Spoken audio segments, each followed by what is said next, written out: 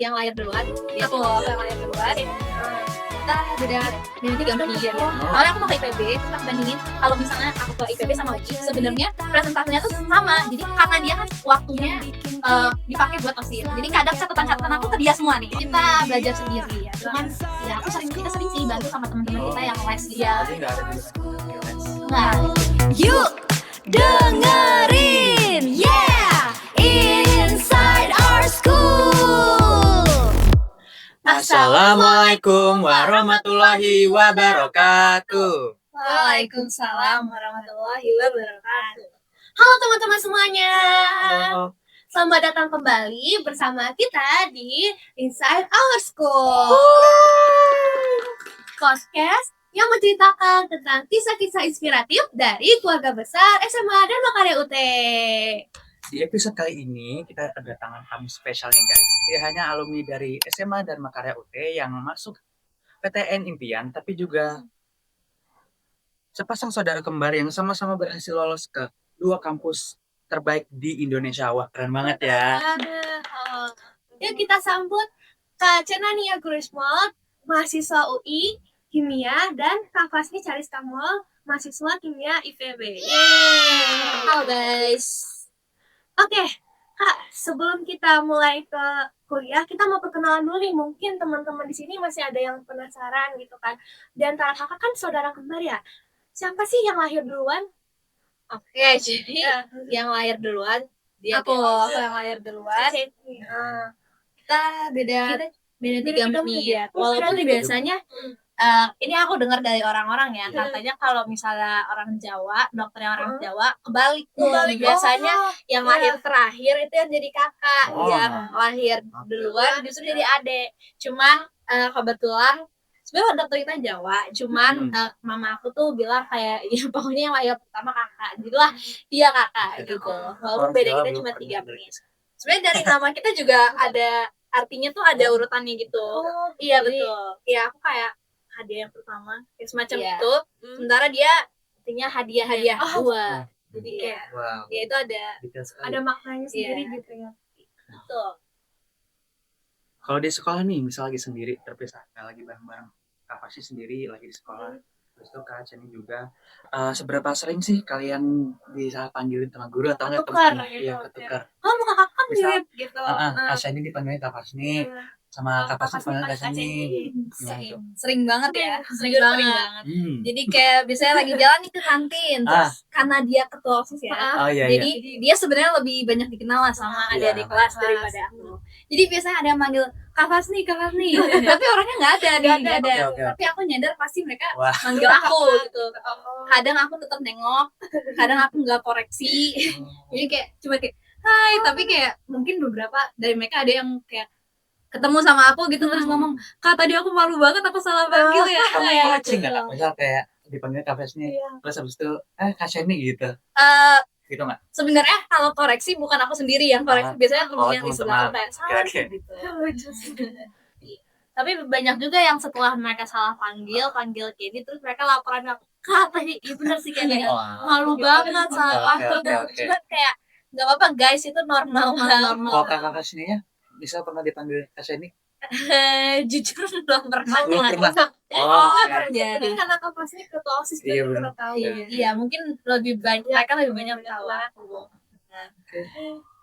Oh, dari kan udah sama puluh kan ya, kembar sih. Yang bikin beda apa itu apa sih, kayak misalnya kebiasaan atau hobi gitu. Ini kalau kata orang-orang ya, kalau yang mungkin agak lebih banyak ngomongnya atau yang mungkin agak lebih ceria itu Fasni. Kalau yang agak lebih pendiam kalem itu Kenny. Cuman kalau dari fisik dia agak lebih tinggi beberapa senti dikit dari aku. Terus aku ada kayak highlightnya di deket mata gitu guys. Sama aku pakai kacamata, dia enggak. Betul. Makanya lihat aja kalau pakai kacamata berarti itu Kenny guys. Terus kalau misal masih sekolah nih dulu, siapa yang lebih bangun pagi atau sama-sama susah bangunin gitu. Ini fun fact dong. Ini fun fact. Oke. Kehidupan kembar. Jadi karena kan kita di rumah kamar mandinya tuh cuma satu, dan kita cuma berdua doang kan. Jadi kita tuh tiap hari ada jadwalnya, ada jadwal. Iya, kita ganti-gantian. Jadi misal hari Senin Kenny yang bangun duluan, terus besoknya aku yang harus bangun duluan. Gitu. Jadi kayak ada kompensasi sekitar 10 menitan gitu lah kalau mandinya yang belakangan. Dulu mandinya gue nanti gitu. Iya, gitu. Tapi sesuai perjanjian kayak, bahkan kemarin aku udah mandi duluan, jadi sekarang kamu yang mandi duluan. Soalnya. Oke, kita berarti langsung masuk ke tentang akademiknya. Oke. Dari Kak Ceni sendiri, kakak suka kimia itu dari kapan sih Kak? Apa emang udah kayak dari kecil kayak udah ada tertarik gitu atau baru-baru ini? Kalau aku kimia itu kan sebenarnya kita baru mulai belajar bener-bener kimia nih itu kan SMA ya, SMA. SMP tuh masih masih dicampur. Iya, masih dicampur-campur. Masih nggak tahu kalau ini tuh kimia, ini tuh biologi, ini tuh filsafat kan nggak tahu. Jadi sebenarnya mulai tertariknya tuh ya pas SMA aja gitu. Terus ya udah pas SMA karena menurut aku kimia itu lumayan menarik ya, jadi ya udah pilih jurusannya kayak mau nyari-nyari yang menjurus ke situ lah gitu. Terus akhirnya kenapa memilih UI? Apa yang membuat UI terasa paling cocok dibanding kampus yang lain? Oke, jadi ini juga jujur aku milih UI itu dadakan banget. Karena kalau kalian misalnya tanya Bu Ambar, guru BK, itu tuh aku tuh awalnya tuh nggak ada kepikiran milih UI sama sekali karena aku jujur nggak pede. Terus pas mulai kayak udah mulai hari-hari terakhir bener-bener hamin 1 pendaftaran itu kayak masih ada nggak tenang gitu di hati aku karena jujur UI itu emang udah kampus impian aku dari dulu, aku pengen nyoba gitu. Terus abis itu aku ngecek kayak apa sih namanya kalau SNBP tuh kayak ada cek persenan kayak kemungkinan kita bisa masuk. Presentasi. Nah ya persentasenya gitu. Nah terus aku ngecek. Awalnya aku mau ke IPB kampusnya dia. Awalnya aku mau ke IPB, terus aku bandingin kalau misalnya aku ke IPB sama UI, sebenarnya presentasinya tuh sama. Jadi kayak mau aku mau masuk kemanapun, ya itu peluangnya tuh sama. Jadi akhirnya karena ya udah karena aku sebenarnya dari lubuk hati aku terdalam pengen UI, akhirnya aku milih untuk bener-bener Hamin 1 tuh aku kasih tahu ke orang tua aku, ke Bu Ambar kayak Bu jadinya saya ganti ke UI ya gitu. Karena Kak Jenny kan masuk kimia lewat UI lewat SNBP kan ya Kak, itu prosesnya gimana Kak? Kayak apa Kakak pernah kayak ngerasa ragu gitu awal-awalnya sebelum yang namanya nyari jurusan ya pasti ragu ya karena kan ini kayak ya masa depan kita ya. Masa depan kayak dan kalau jalur SNBP itu kalau keterima kita nggak bisa ngapa-ngapain lagi. Jadi kayak harus bener-bener yang kita mau lah. Kayak kalau dari aku ya pilih seidealis mungkin aja gitu. Nah jadi kesulitan aku kesulitan ya. Prosesnya kayak gimana ya? Prosesnya tuh ya aku pertama tanya ke orang tua, tanya ke guru BK, tanya ke dia gitu kan. Ya kayak kalau gua milih kampus ini apa enggak ya gitu. Terus abis itu fun fact dulu aku yang nanyain dia loh yang kayak yakin beneran mau pilih IPB nggak mau coba UI. Itu aku yang nanya ya dia yang pertama kayak yakin gitu. Terus akhirnya karena sesuai berbagai pertimbangan gitu dari usulan dari teman-teman aku juga dan lain-lain akhirnya ya udah aku milih kampus itu. Kalau untuk Kapasni sendiri, kenapa akhirnya memilih kimia di IPB? Oke, jadi sebenarnya aku bisa keterima kimia di IPB itu tuh sebenarnya kimia itu pilihan kedua aku guys. Pilihan pertama aku teknologi pangan. Iya. Jauh banget sama Kia. Jadi tapi sebenarnya aku tetap suka sama kimia. Sebenarnya sama kayak dia dari awal kelas 10 SMA emang udah suka pelajaran kimia. Nah terus pas sebenarnya pas ada SNBP dan SNBT, aku tuh nggak nembak jurusan kimia, aku nembaknya teknik kimia, bukan Oke. Iya, jadi ada total 3 jurusan yang aku minati sebenarnya. Ada teknik kimia, teknologi pangan, sama kimia murni. Nah, terus setelah aku gagal 2 kali ya di SNBP sama SNBT, aku mulai mempertanyakan sebenarnya kayak, sebenarnya aku cocok gak sih di jurusan teknik kimia ini gitu. Nah, terus habis itu kayak ya udah coba deh cari jurusan lain yang memungkinkan untuk aku masuk dan yang aku tetap suka gitu. Jadi berakhirlah aku cari-cari suka sama teknologi pangan. Tapi selain teknologi pangan, aku juga emang pada dasarnya memang suka kimia juga. Jadi ya udah pilihan pertama aku teknologi pangan, pilihan kedua kimia dan bersyukurnya keterima di kimia. Nggak apa-apa karena aku emang suka kimia juga gitu. Wow.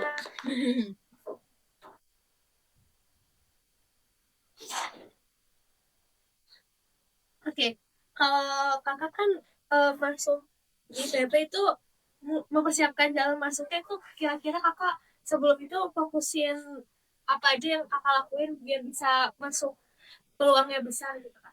Oke, jadi aku kan masuk ke IPB jalur ketua OSIS. Jadi di IPB itu buka sebenarnya di jalur mandiri, tapi yang boleh daftar itu khusus ketua-ketua OSIS aja. Nah, di jalur ketua OSIS ini ada beberapa hal yang harus disiapin. Itu yang pertama ada namanya deskripsi kepemimpinan. Jadi semacam esai gitu. Tapi esai pendek aja, nggak terlalu panjang. Jadi dia kalau nggak salah maksimal tuh cuma 1.000 karakter doang.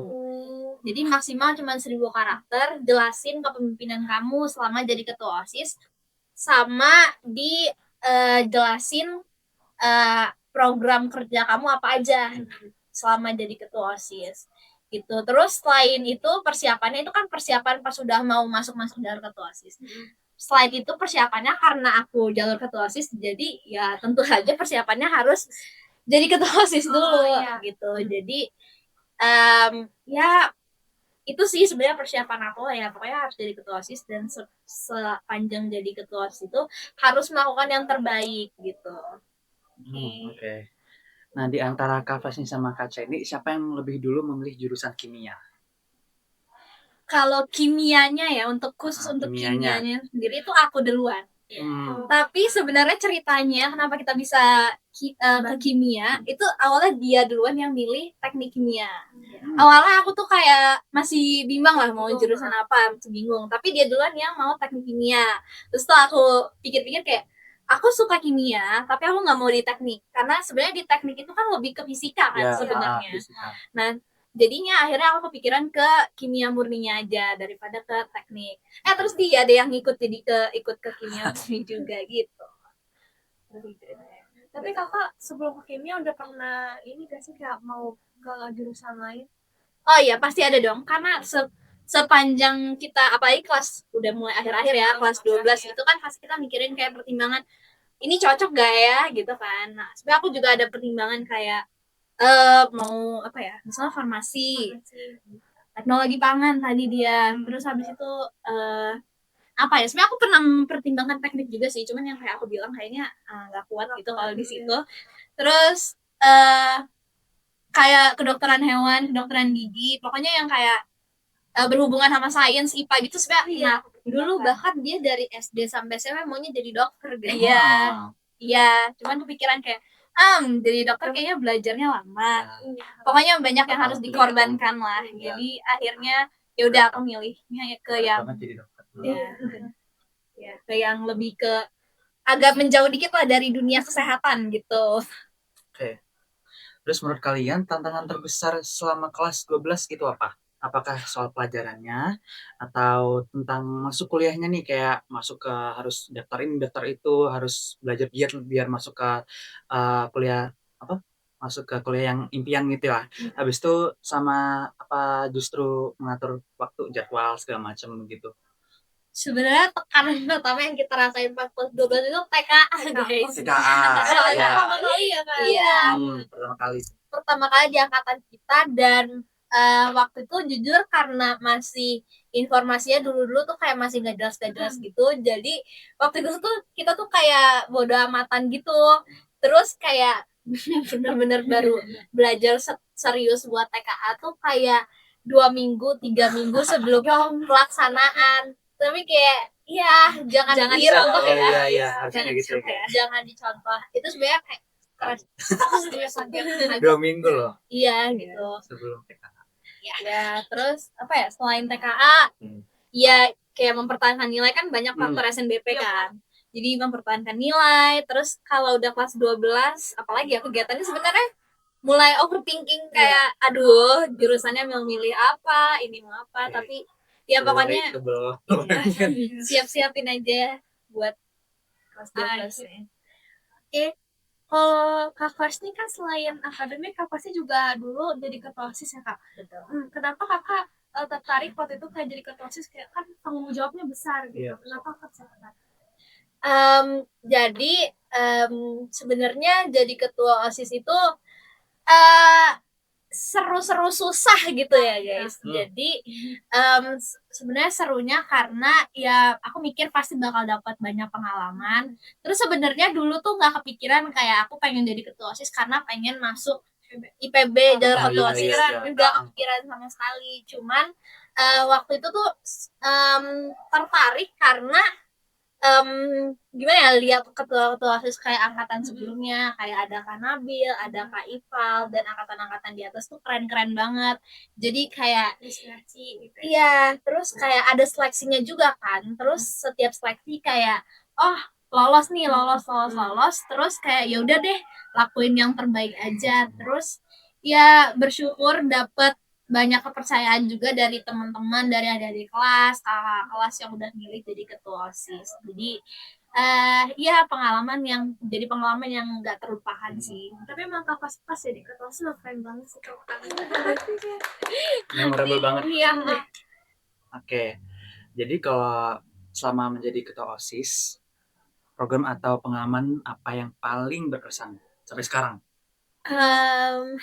Sebenarnya banyak ya Iya, program-program pasti yang banyak. banyak berkesan. Kayaknya bahkan setiap program ada momen yang Iya. lo ingetnya. Heeh. Cuman sebenarnya yang paling berkesan tuh sebenarnya ini bukan program OSIS doang, karena ini kerjasama sama alumni sama jadi programnya DCE kan. Oh, DCE, ya. Dakar Campus Expo. Waktu itu pas aku jadi ketua OSIS, itu tuh baru pertama kalinya diadain DCE itu. Terus kerjasama sama angkatannya Kaifal, angkatan 23 gitu. Dan ya pokoknya mereka keren-keren banget, dan selama sepanjang acara DCE itu jadi mulai balik lagi kepikiran kayak PTN-nya apa, terus banyak belajar juga dari mereka gimana cara masuk PTN impian, gimana cara survive nanti sepanjang kelas 12, bahkan gimana cara masuk ke universitas-universitas itulah gitu. Jadi itu berkesan nih. Kalau Kakak kan banyak yang bilang nih ya Kak, kalau organisasi itu bisa mengganggu belajar. Kalau Kakak sendiri pernah nggak sih Kak kayak ngerasa keganggu gitu belajarnya gara-gara ada OSIS? Sebenarnya memang kalau mau jadi ketua OSIS, kalau dari saat jadi ketua OSIS pasti ada beberapa waktu yang pastinya kesita buat belajar karena fokus ke organisasi. Cuman harus diseimbangin guys. Jadi walaupun organisasi memang membutuhkan banyak waktu, tapi belajar itu tetap kewajiban guys, tetap hal utama lah, karena ya bagaimanapun ya kita tetap siswa gitu kan. Jadi sebenarnya memang ada beberapa waktu yang kesita, cuman dari situ bersyukurnya aku belajar untuk gimana cara manajemen waktu yang baik, gimana cara pokoknya membagi waktu antara organisasi sama belajar gitu. Oke, Kak Sheni, kalau dari sudut pandang Kak Sheni sebagai saudara kembar melihat perjuangan Kak Fars nih selama jadi ketua OSIS seperti apa? Oke, aku sebagai orang yang ngeliat dari samping aja ya, karena aku bukan anak OSIS, pokoknya aku gak sibuk-sibuk amat lah kayak dia gitu kan. Sebenarnya ada bangganya, ada ngeselinnya.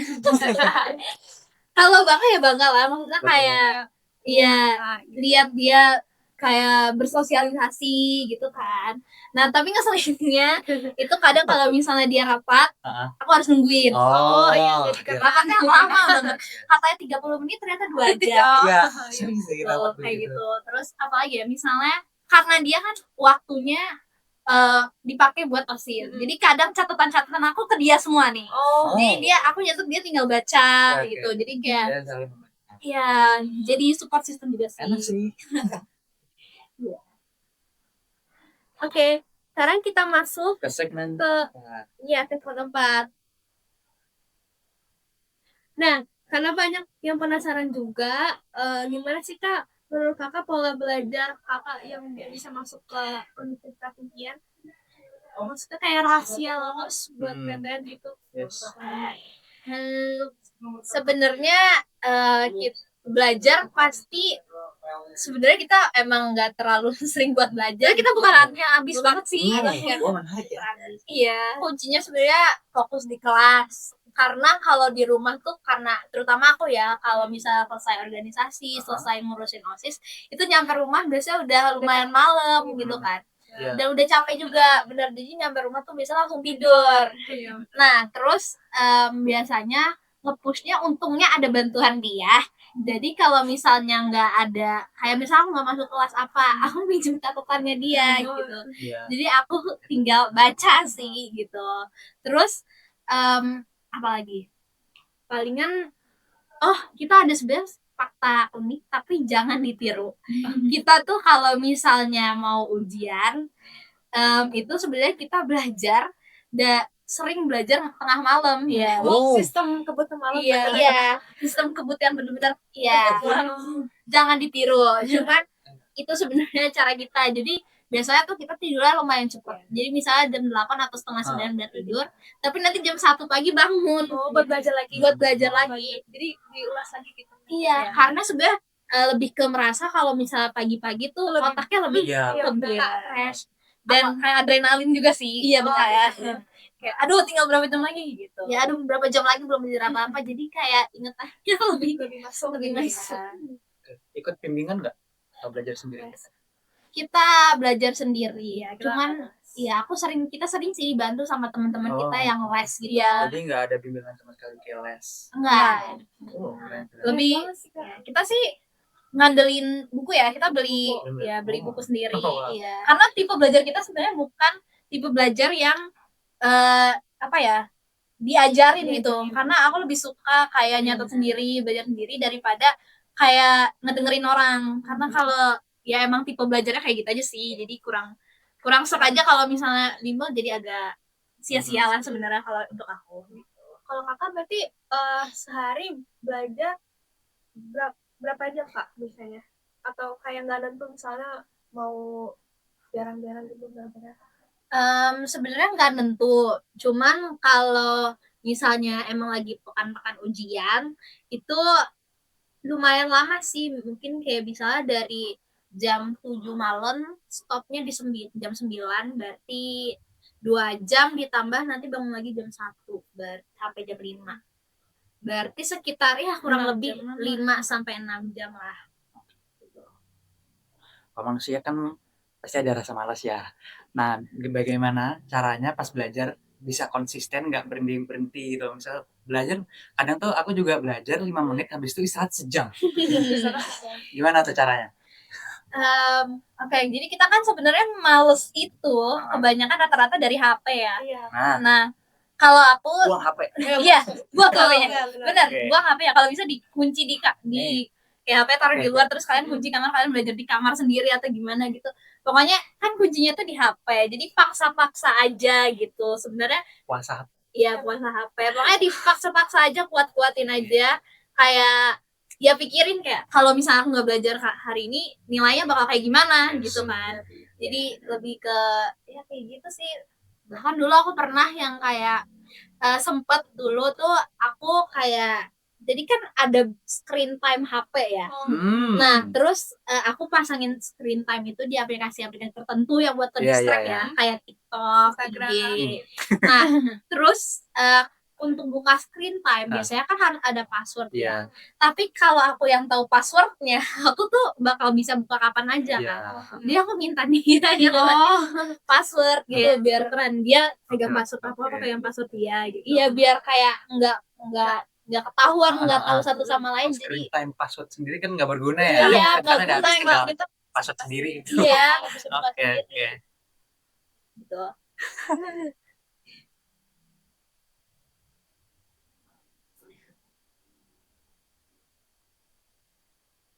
Oke, kalau kakak selama SMA kan kalau kimia mungkin kakak pelajaran favorit ya kak, tapi ada nggak sih kak pelajaran yang menurut kakak tuh susah gitu?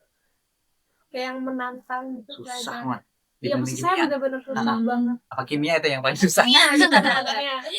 Sebenarnya kimia susah, tapi menurut aku yang lebih susah lagi Oh, bukan. ada MTKTL, Oh ya, oke. matematika tingkat lanjut. Ya namanya aja tingkat lanjut lanjut. ya, pasti lebih susah. Sama fisika, jujur Oke, itu susah. oke. Terus ya itu aja sih sebenarnya, kayak karena hitung-hitungannya. Oh, sebenarnya biologi juga susah sih, tapi lebih kayak susahnya tuh bukan susah ngitung, tapi susah hafalan. Hafalan. Gitu. Setuju. Misal nih kakak bisa balik ke kelas 10 lagi. Apa yang kakak bakal lakukan? Apakah kayak aduh pengen ngulangin ini nih, aku mau bedain ini harusnya aku nggak ngelakuin ini gitu. Kalau misalnya balik kelas 10, kan aku sempat ngelewatin 2 jalur tuh, SNBP, SNBT, terus yang terakhir ketua OSIS mandiri kan. Nah, kalau bisa balik kelas 10 dan juga pesan buat teman-teman yang kelas 10 sekarang bakal naik kelas 10, mungkin kalian bisa mulai belajar UTBK dari kelas segitu kali ya. Cicil.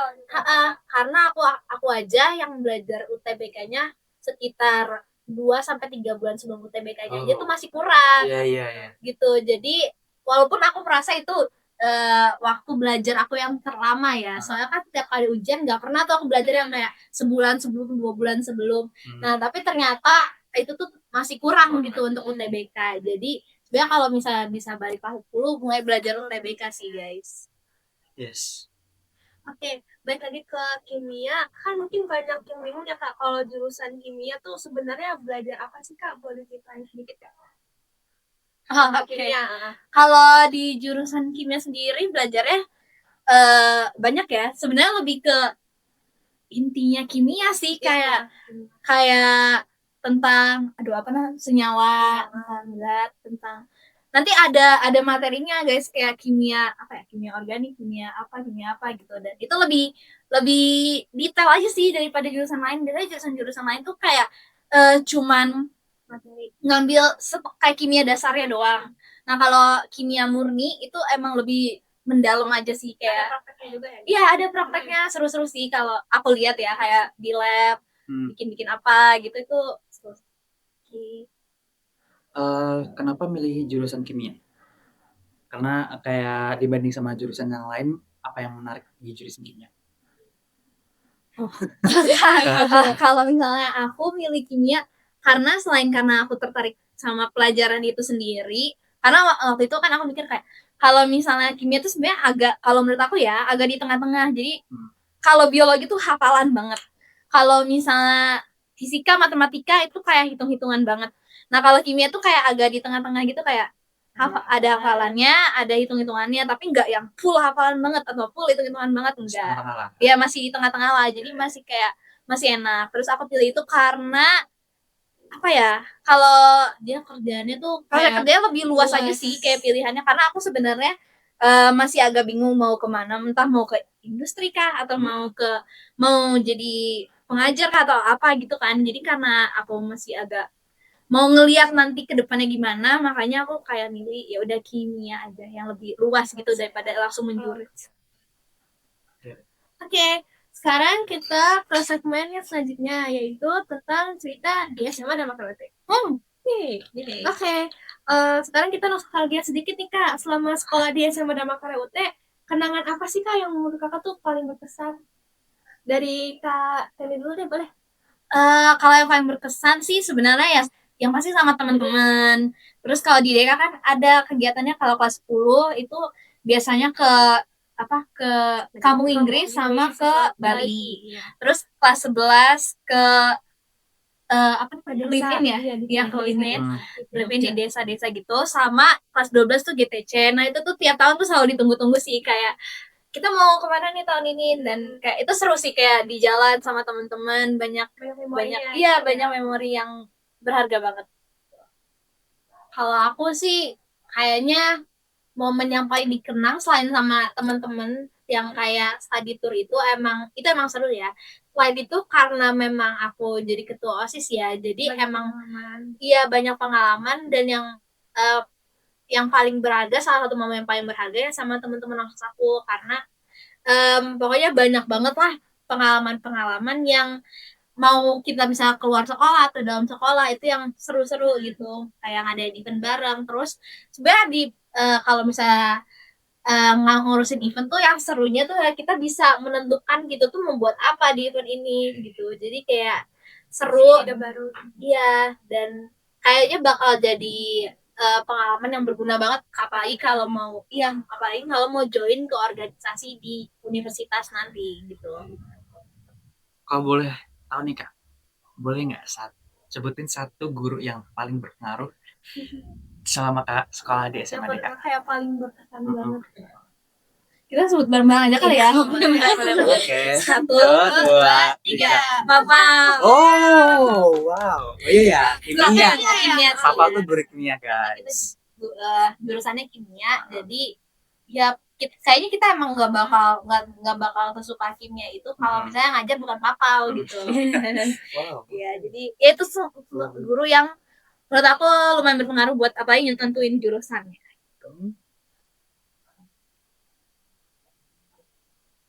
Oke, kalau kakak kakak disuruh kembali lagi nih ke masa SMA, kakak hal apa yang paling kakak rindu? Yang paling kakak kayak kangen gitu mau balik lagi? Jujur yang itu sih tadi yang masa-masa study tour, terus main bareng teman-teman. Iya, main bareng. Bahkan gak cuman main deh, kayak belajar bareng sama teman-teman yang sekarang aja itu udah seru banget, karena kan nanti pas kuliah kan sebenarnya temennya beda-beda gitu kan. Kalau misalnya pas sekolah kan temennya tuh ketemu tiap hari dan emang udah akrab-akrab banget kan, makanya itu juga bakal dikangenin sih. Jadi selain main-mainnya, belajar barengnya juga bakal dikangenin gitu. Menurut kalian sendiri, bagaimana peran SMA dan Makarya UT dalam membantu kalian mencapai target masuk PTN?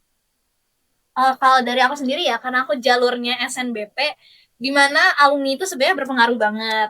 Dan sebenarnya salah satu pertimbangan aku waktu aku milih UI itu karena aku udah lihat-lihat di angkatan sebelumnya, udah ada beberapa orang yang keterima di UI dan aku lihat mereka ya lumayan apa ya sukses. Jadi aku kayak ya lumayan percaya diri lah untuk memilih UI pada saat itu gitu. Jadi itu ngaruh banget sih tentang alumni. Kalau aku sendiri karena aku keterimanya di jalur ketua OSIS, jadi ya tentu saja sekolah sangat berpengaruh. Kayak kalau aku di sekolah lain aku belum tentu bisa jadi ketua OSIS. Wow. Terus kayak sebenarnya yang berperan bukan cuma sekolahnya aja, tapi murid-muridnya juga, kakak kelas sama adik kelas aku yang waktu itu vote aku buat jadi ketua OSIS itu tuh sangat berpengaruh gitu.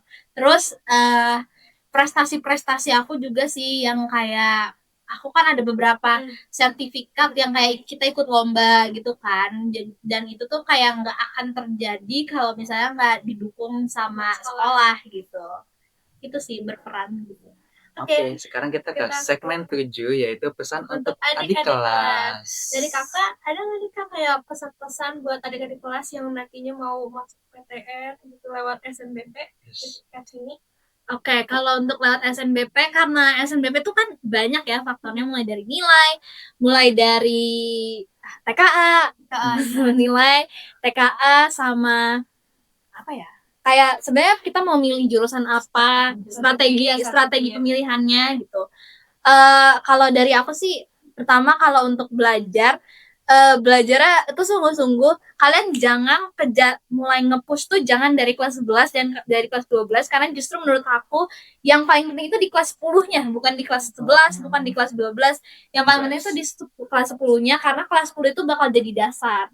Nah, dan kelas 10 tuh kan kalau SNBP kan diusahakan untuk nilainya naik-naik terus. Kalau misalnya dari kelas 10 aja nilainya udah turun, nah gimana caranya mau naikin ke kelas 11, kelas 12, pokoknya harus disesuaikan, untuk dasarnya dikuatin dulu gitu di kelas 10. Terus kalau untuk TKA, kalau misalnya aku karena baru tahun pertama, sebenarnya TKA aku gak ngaruh banget sih jujur TKA kalau aku, tapi karena kalian udah tahun kedua nih, pokoknya siap-siapin aja. siap-siapin aja belajar TKA-nya mulai dari sekarang. Sebenarnya materi TKA itu apalagi kayak matematika, bahasa Indonesia itu nggak jauh-jauh dari UTBK. Jadi kalau misalnya kalian udah mulai belajar TKA dari sekarang, itu secara nggak langsung kalian juga udah nyicil UTBK. Terus abis itu sama strategi pemilihan jurusan itu kalian lihat alumni sekolah ini kan udah banyak ya masuk PTN yang bagus. Kalian lihat kebanyakan masuk mana, terus kalian lihat peluang kalian di jurusan ini, di kampus ini tuh kayak gimana. Biasanya ada tuh kayak perhitungan presentasinya Webnya gitu. gitu ya? Iya, ada webnya gitu. Nanti kalian cek-cek aja gitu. Siapa tahu kan bisa menjadi salah satu alumni dari SMA BK yang masuk PTN yang bagus gitu. Untuk Kak Fasni, mungkin ada pesan untuk teman-teman yang aktif di organisasi tapi pingin masih berprestasi di bidang akademik. Oke. Buat teman-teman yang pengen aktif organisasi tapi tetap berprestasi, itu tuh sebenarnya kunci utamanya manajemen waktu sih. Jadi kayak kalian harus bisa ngebedain mana waktunya kalian harus fokus organisasi, mana waktunya kalian tuh harus fokus belajar. Nggak boleh dicampur. Kalau misalnya organisasi ya organisasi aja. Kalau kalian mau belajar ya udah fokus belajar pada saat itu. Nah, selain sebenarnya bagus sih kalian ikut organisasi karena siapa tahu kayak aku gitu kan, kalian bisa masuk perguruan tinggi lewat jalur organisasi. Karena selain IPB, tahu aku banyak juga universitas-universitas lain yang buka jalur organisasi. Gak cuma OSIS ya, bahkan kayak pramuka atau organisasi di luar itu aja banyak yang buka. Jadi pertahankan organisasi kalian dan jangan organisasi aja sih sebenarnya yang dipentingin, belajarnya juga harus dikencengin juga guys. Jadi emang harus seimbang semuanya. Iya, harus seimbang. Oke. Terima kasih ya Kak Cherry dan Kak Fasni sama Kak Fasni. yang udah bagi-bagi pengalaman buat kita yang sangat menginspirasi hari ini. Semoga cerita kalian bisa memotivasi adik-adik kelas bahwa setiap orang punya jalannya masing-masing menuju kampus impian mereka. Ada yang unggul lewat akademik dan juga ada yang berkembang lewat organisasi kayak Kak Fasni, dan semuanya itu bisa menjadi bekal untuk meraih masa depan. Buat teman-teman SMP dan orang tua yang sedang mencari sekolah yang mendukung prestasi akademik, karakter, kepemimpinan sekaligus pengembangan potensi siswa, SMA Dharma Karya UT siap menjadi bagian dari perjalanan tersebut. Karena sekolah bukan hanya tempat belajar, Tetapi tapi juga tempat tempat menemukan masa depan. Oke, sampai jumpa di episode Inside Our School berikutnya. Assalamualaikum warahmatullahi wabarakatuh.